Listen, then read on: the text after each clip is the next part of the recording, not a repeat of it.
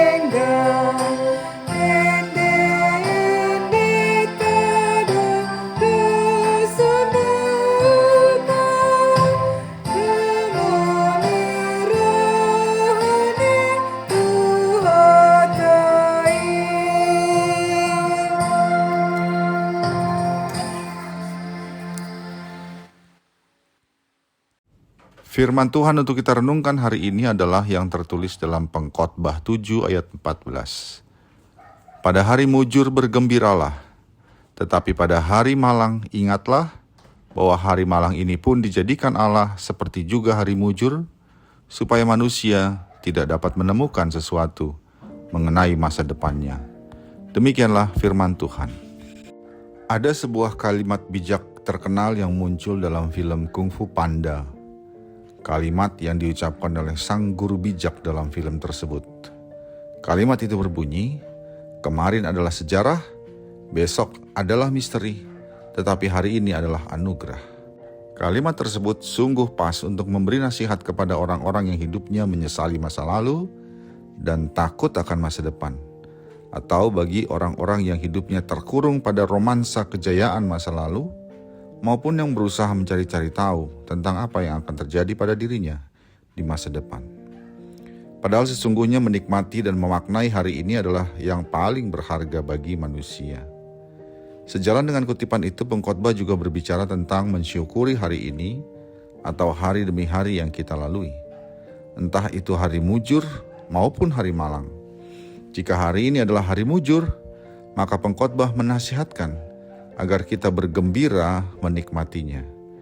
Jika hari ini adalah hari malang, pengkhotbah mengajak kita mensyukurinya, sebab kemalangan itu pun berasal juga dari Allah, agar kita tidak dapat menerka-nerka apa yang akan terjadi di hari esok. Oleh karena itu ada 3 hal yang mau dinyatakan firman Tuhan melalui ayat harian hari ini.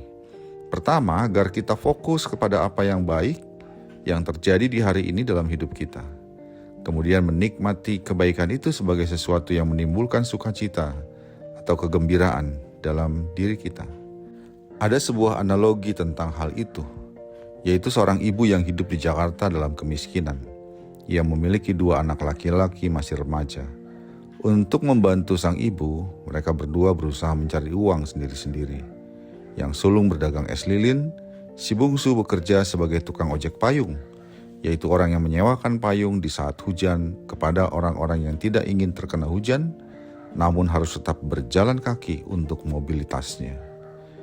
Karena sang ibu tidak fokus pikirannya kepada apa yang baik, yang terjadi pada setiap anaknya, ia selalu saja bersedih mengingat nasib keduanya. Di saat musim hujan ia sedih, karena si sulung jualannya tidak laku. Pikirnya, tentulah sedikit es saja yang laku di saat hari-hari hujan seperti ini. Namun di saat musim panas ia pun bersedih mengingat nasib si bungsu. Pikirnya, tentu tidak ada orang yang menyewa payung si bungsu, karena orang tidak butuh payung di saat hari-hari tanpa hujan ini. Padahal jika sang ibu fokus kepada apa yang baik di hari itu, tentu ia akan menikmati kegembiraan setiap hari.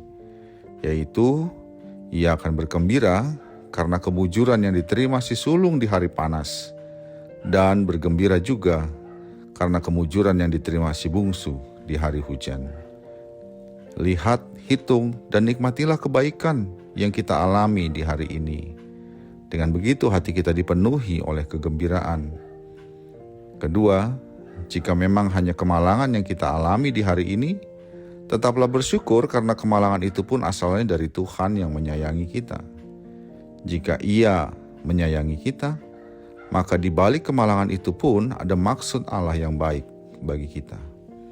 Dan dalam konteks ayat ini maksud baik Tuhan itu adalah agar kita tidak menjadi orang yang menghitung-hitung dan menerka-nerka apa yang akan terjadi di hari esok. Ketiga, kita diajak untuk mempercayakan diri dan hidup kita di hari esok kepada Dia, Tuhan yang menyayangi kita. Tidak usah takut akan hari esok sebab Dialah yang memegang kuasa atas hari esok. Tidak usah gentar tentang hari esok sebab Ia adalah Tuhan yang setia, yang memelihara hidup kita di hari ini, hari esok, hari demi hari. Biarlah hari esok menjadi misteri tentang apa yang akan terjadi. Yang sungguh jelas bagi kita adalah Allah yang mengiringi kita hari ini juga adalah Allah yang mengiringi kita di hari esok. Jadi, jika hari ini adalah hari mujur, bergembira dan nikmatilah. Jika hari ini hari malang, bersyukurlah, sebab itu pun datangnya dari Tuhan yang mengasihi kita. Amin. Mari kita berdoa.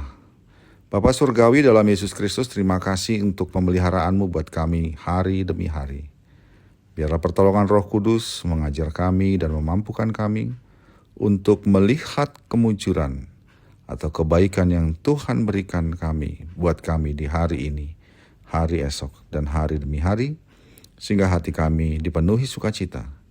Dan jika kemalangan terjadi, kami percaya Engkau bersama kami untuk menghadapinya. Dalam Yesus Kristus kami berdoa. Amin. Kasih setia dari Tuhan kita Yesus Kristus, anugerah dari Allah Bapa kita, dan persekutuan Roh Kudus menyertai engkau sekalian. Amin.